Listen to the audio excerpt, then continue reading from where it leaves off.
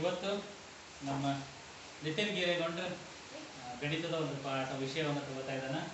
ವಿಷಯ ಏನಪ್ಪ ಅಂತಂದ್ರೆ ಲೀಟರ್ನಿಂದ ಮಿಲಿಮೀಟರ್ಗೆ ಪರಿವರ್ತನೆಯನ್ನು ಮಾಡ್ತಾ ಇದ್ದಾನೆ. ಅದನ್ನು ಮಾಡೋದು ಹೆಂಗೆ ಅಂತ ಹೇಳ್ತಾ ಇದ್ದಾನೆ. ಹಾಗೆ ಮಿಲಿಮೀಟರ್ನಿಂದ ಲೀಟರ್ಗೂ ಕೂಡ ಮಿಲಿ ಲೀಟರ್ನಿಂದ ಲೀಟರ್ಗೆ ಪರಿವರ್ತನೆಯನ್ನು ಹೇಗೆ ಮಾಡಬೇಕು ಅನ್ನೋದ್ರ ಬಗ್ಗೆ ವಿವರಣೆಯನ್ನು ಕೊಡ್ತಾನೆ. Class continue ಮಾಡ್ತೀನಪ್ಪ.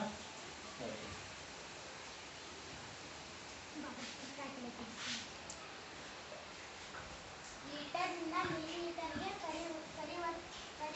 ಪರಿವರ್ತಿಸುವುದು ನಾವು ಈಗ ಕಲಿಯೋಣ.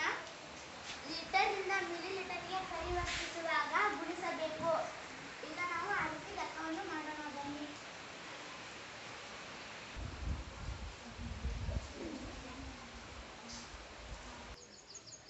ಈಗ 1 ಲೀಟರ್ಗೆ ಡ್ಯಾಶ್ ಮಿಲಿಲೀಟರ್ ನಿಮಗೆ ಗೊತ್ತಾ?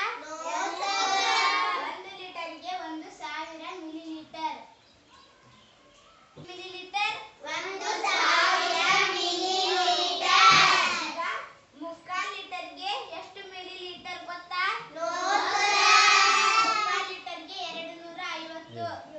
ನಾನು ನಿಮಗೆ 250 ಅಂದಲ್ಲ, 250 ಅಲ್ಲ, 750.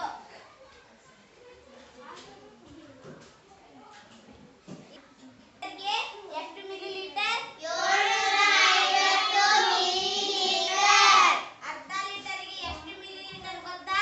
ಎಷ್ಟು ಹೇಳಿ? 500 ಮಿಲಿಲೀಟರ್. ಇನ್ನೊಮ್ಮೆ ಹೇಳಿ. 500 ಮಿಲಿಲೀಟರ್. ಈಗ ಕಾಲ್ ಲೀಟರ್ಗೆ ಎಷ್ಟು ಮಿಲಿಲೀಟರ್ ಗೊತ್ತಾ? 250 ಮಿಲಿಲೀಟರ್. Very good. 250 ಮಿಲಿಲೀಟರ್. ನಿಮಗೆ ಇದ್ರ ಬಗ್ಗೆ ಗೊತ್ತಾಯ್ತಾ? ಲೆಕ್ಕ ಮಾಡೋಣ. ಈಗ ನಾವು ಲೆಕ್ಕ ಮಾಡೋಣ. 2 ಲೀಟರ್ಗೆ ಎಷ್ಟು ಮಿಲಿಲೀಟರ್? ನೋಡಿ ಈಗ 2 ಇಂಟು 1000. ಸರ್ 1000 ಹೆಂಗ್ ಬಂತ್ರಿ? 1 ಲೀಟರ್ಗೆ 1000 ಮಿಲಿಲೀಟರ್. ಈಗ 2 ಲೀಟರ್ಗೆ ಎಷ್ಟು ಮಿಲಿಲೀಟರ್? 2000 ಮಿಲಿಲೀಟರ್. Very good. ಈಗ ಎರಡನೇ ಲೆಕ್ಕ ಮಾಡೋಣ. ಇದರ ಲೆಕ್ಕ ಸುಲಭವಾಗಿತ್ತು. ಈ ತರ ಪಾಯಿಂಟ್ ಬಂದಾಗ ಹೇಗೆ ಮಾಡುವುದು ಗೊತ್ತಾ ನಿಮಗೆ?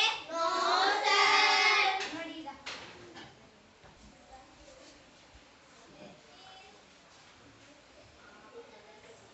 ಈಗ 5000 ಲೀಟರ್ ಪ್ಲಸ್ 5000 ಮಿಲಿಲೀಟರ್ ಪ್ಲಸ್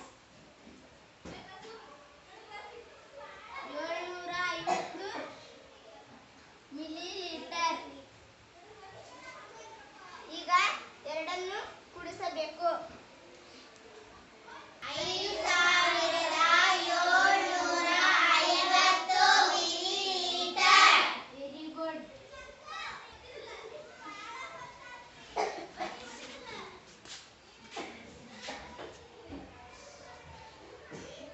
ಮಿಲಿಲೀಟರ್ಗೆ ಪರಿವರ್ತಿಸುವುದನ್ನು ಕಲಿತೆವು. ಈಗ ಮಿಲಿಲೀಟರ್ನಿಂದ ಲೀಟರ್ಗೆ ಪರಿವರ್ತಿಸುವುದು